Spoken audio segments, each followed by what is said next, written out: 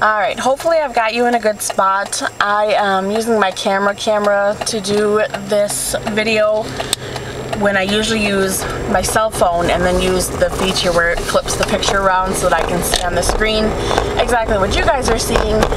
But it's a really big pain in the butt to get things transferred from my phone to the computer in order to make these videos. So I'm going to try and do it with the camera. So hopefully I have you in a good spot and you can see me. And you're not looking at the top of my head or my chin or something weird. So anyway, this is my video for 2 months postpartum.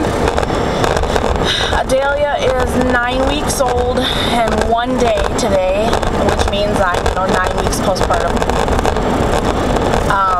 I think my last video was right around 3 weeks postpartum, and I wanted to do them a little more often. Like I was going to make a 6-week one, and life is just really chaotic with 2 little kids. I mean, I have 3 kids total, but my oldest is a teenager and he's pretty self-sufficient, so I don't really have, too much that I need to do. And Wyatt is almost 3, so there's a lot that he can do, but that's kind of the problem too. There's a lot that he can get into, so I'm spending a lot of time trying to keep him out of trouble and try and meet his needs while trying to meet Adelia's needs. And we had some issues with her. We thought she was kind of colicky for a while. Found out it was thrush, and now that we're getting that treated, she's doing much better. But for the last month, it's just been nuts. I mean, my entire postpartum has been kind of hard for various reasons, and like I said, the last month Adelia's been really fussy. Wyatt's been into everything. I had something very personal happen to me that was devastating, to be honest, and I'm starting to process the grief and process the pain and get a little bit better every day. So I'm sorry videos have been kind of absent. I've been just so busy with kids and personal things that have been going on and trying to get everything organized, and I don't feel like I have anything organized. My house is a mess. Can't do anything without Wyatt tearing it apart 2 steps behind me. Maybe if I remember, I'll put in the pictures. I was trying to clean the bathroom and I was cleaning the toilet, and I realized it was really quiet, and I knew Adelia was napping, but it was really quiet for Wyatt. So I walked into his room and I found that he had taken the bottle of baby powder and just shook it as hard as he could all over himself, all over the bedroom floor. It was just a horrible mess.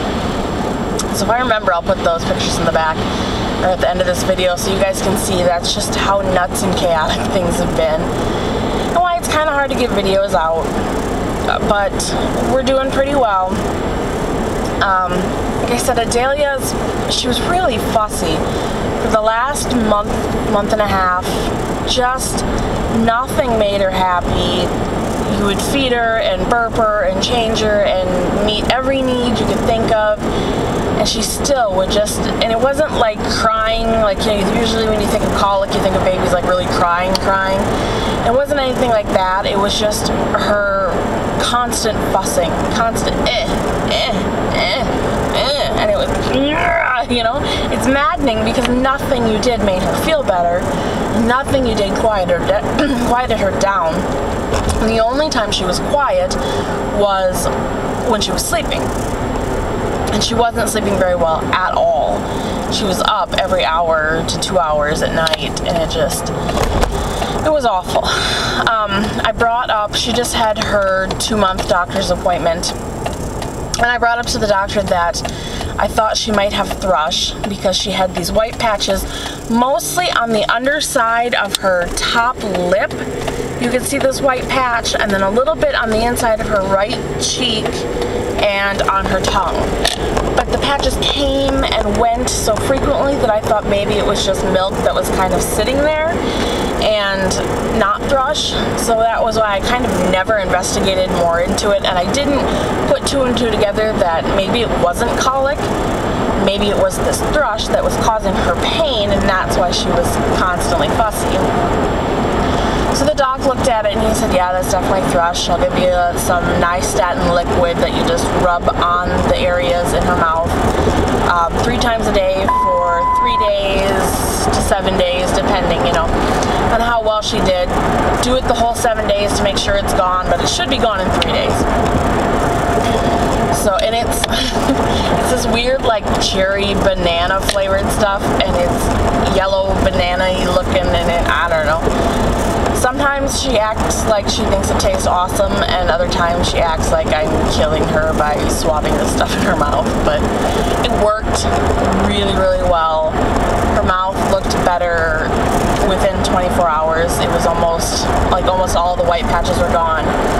Her personality changed like 100%. She went from being that fussy baby that just never really settled down and never really seemed happy, but not colicky, just constantly fussy, to happy and smiling, because she smiled a little bit before, but not a lot, almost to the point where I was a little bit concerned that she wasn't smiling as much as I thought she should be smiling at that point. But once we got this thrush, I mean literally within 24 hours, she was so much happier, full of smiles and cooing, and like yesterday she laid in my lap for 2 hours and just hung out.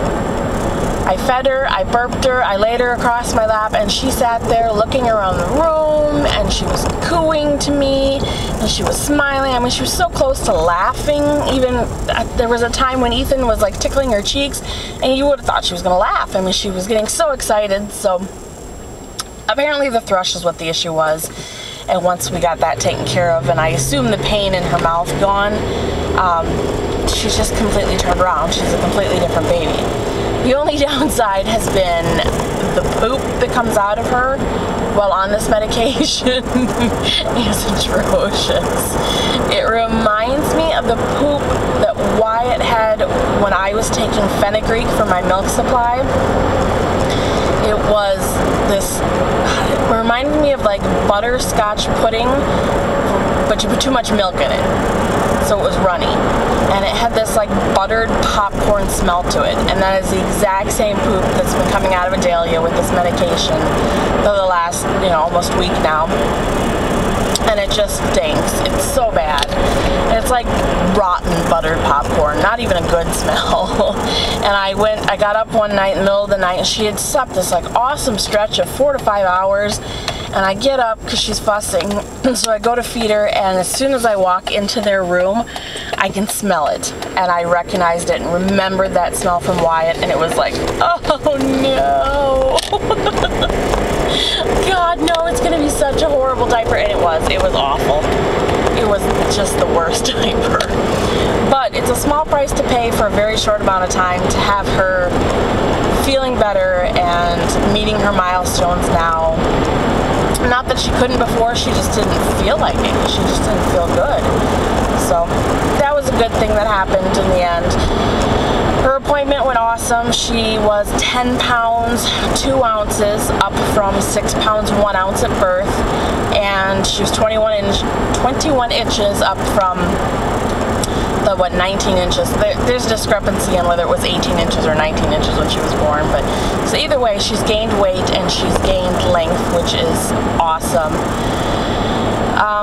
The doctor said everything looked great. She tracks appropriately with her eyes. Her muscle tone was awesome. She was very alert and smiling at the doctor, and he said she's doing great. So that's always nice to hear.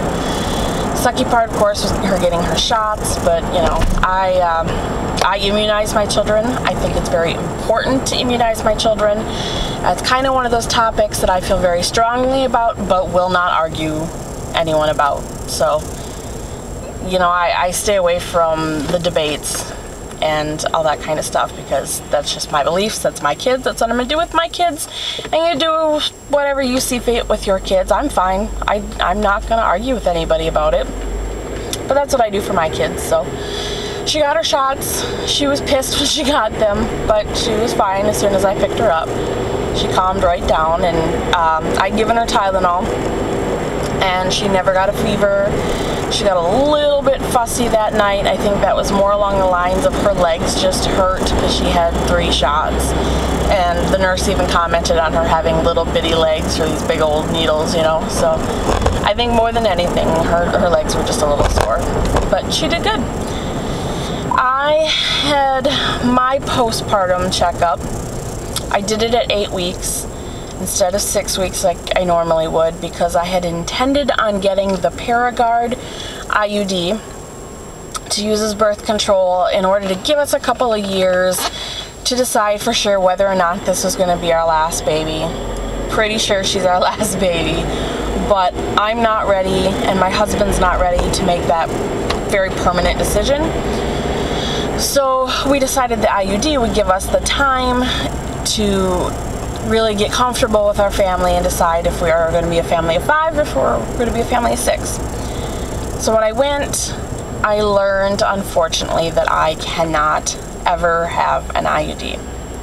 Because of my bicontinent uterus, which is a heart-shaped, I mean, it's literally like a Valentine's Day heart, I can't have it. My right side is normally developed, the left side of my uterus is not. On the outside it looks completely normal. On the inside there are 2 horns, the right horn is developed, the left horn is not. That's why my babies always get stuck on the right side of my uterus. Because of that, if they put the IUD in, it will go in on the right side and protect the right side, but not the left. So if I ovulate from the right side of my right ovary, I'll be protected from pregnancy just like I would, you know, any other person who has it. But if I were to ovulate on my left side from my left ovary, I would have 0 protection. So, you know, if you ovulate, which it doesn't always work this way, but if you do and you ovulate every other month, every other ovary, I would only have birth control half the time. You know, I'd only have birth control 6 months out of the year. And that's just not really a game that we wanted to play. We discussed the, what's the other one called? The other one that has the hormones in it, because I really didn't want hormones. But the Mirena. He said the Mirena would give me slightly more protection, but not enough that he would feel comfortable putting it in and then setting me outdoor thinking that I have birth control when I might not. So we discussed all the other options, and I already knew there was nothing else I wanted to do. It was the IUD was the only thing, and the copper IUD was the only thing that I had any interest in doing birth control wise. I wanted something that could be put in and forgotten about for years until I decided if I wanted to do something permanent, like have my tubes tied. So we went through the list, and of course I said no to the Depo, and I said no to the implants that go in your arm because they're the same drugs or the same hormones that are in the Depo, and the Depo is the devil. I hate that stuff. I will gladly tell anybody and everybody my story and try to convince them to stay away from Depo because it is just that horrible. So basically we were down to the birth control pill, condoms, abstinence, or natural family planning. Now, I've done natural family planning since before Ethan and I got married. I'm actually pretty good at it. It's something that my OB jokes I could teach classes on, but it's not something I wanted to continue doing. Because again, I wanted to be able to forget about my birth control and just enjoy having a normal sex life with my husband. So I had said no to that.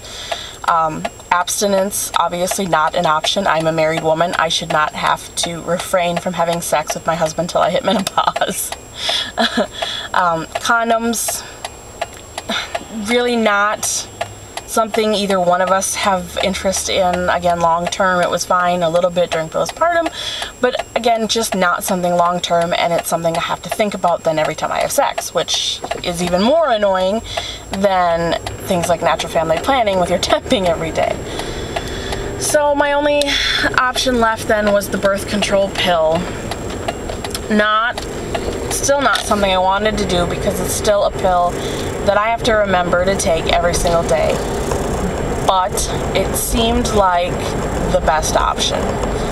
And my OB recommended taking the pill for a year and seeing how we feel. If in a year we feel ready to make the official end of our fertile phase, end of our family growing, then go ahead and schedule to have my tubes tied. If we still don't feel ready, or we're still unsure, I can just continue to take the pill for another year. If we decide in a year that we want to have another child after all at some point, I can stop taking the pill and, you know, start trying to have another baby. Whatever the decision is, he just really wanted me to take that year off and get comfortable with a family of 5 and really let us decide in our own time whether or not we're done. Because he said he's seen too many young women my age and younger that come in and they get their tubes tied because they think that they're done, and then 5 years down the road, life changes, partners change, personalities change, financial situations change, whatever. You might change your mind and decide that you do in fact want that last child, and now you no longer have that option without, you know, surgery that may or may not work. So I agreed with him. We'll give it a year, we'll see where we stand in a year, and then we'll go from there. But other than that, he said everything was looking very good. My scar looks great. I told him about the kind of yeast infection I had and how I used spray Lotrimin that cleared it up right away. He said that was excellent, good job, good thinking. But everything else looks good. And I am now released from their cares. Now I'm back to just being taken care of by Family Med. So yeah, that's good. I have to have surgery though on Friday for the umbilical hernia that developed after Wyatt was born. I attempted to do all of the sit-ups and other various abdominal exercises to try and fix that problem, and it didn't work. It made it worse. So then when I got pregnant with Adelia, obviously that made a bad situation even worse than it was before. So I went in and saw a general surgeon, and he said the only option is surgery or leave it alone. It's up to me, but there is a risk of bowel coming out more and getting fecal matter stuck and then getting an infection, which would require emergency surgery. Not something I want to mess with. So while we can do it while I'm still on maternity leave, so I'm not missing any extra time at work, and while we're still in that phase where, you know, like our deductible renews on April 1st, so we want to get it done. I'm having it done on March 29th, so we can hurry up and get it done before our deductible renews, and we can get the insurance to pay for as much of it as possible. So that's what I'm doing on Friday. My Easter's gonna kind of suck because I'm gonna be laid up from surgery, but oh well. Hopefully that'll be taken care of. It won't hurt anymore, and it'll hold together. If there's another pregnancy, it should be fine. If not, then we've got it fixed and it should be awesome, because he's using this medical mesh to fix it. It's not just sutures. So this medical mesh should be able to withstand the coming and going of another pregnancy should it happen, and if not, like I said, it's fixed and I no longer have to think about it then. And I no longer have to worry about my stomach falling out. It was awful having to like push things up and over the top of my uterus for a while there.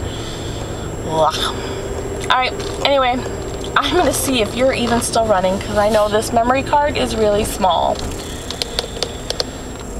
And I'm at the store, and I got Easter stuff to buy. So yeah, that's it. We're at 9 weeks. We're doing well. We're overcoming some things and getting healthier and getting better, and hopefully the surgery goes well, and I don't know, things are good. So thank you for watching. Feel free to subscribe. I've got, like I said, I'm going to try and get out as many new videos as possible. I've got one about exclusively pumping breast milk that's doing really well, so if you want to take a little look at that, please do. otherwise, I guess I'll see you guys later. Thanks for watching.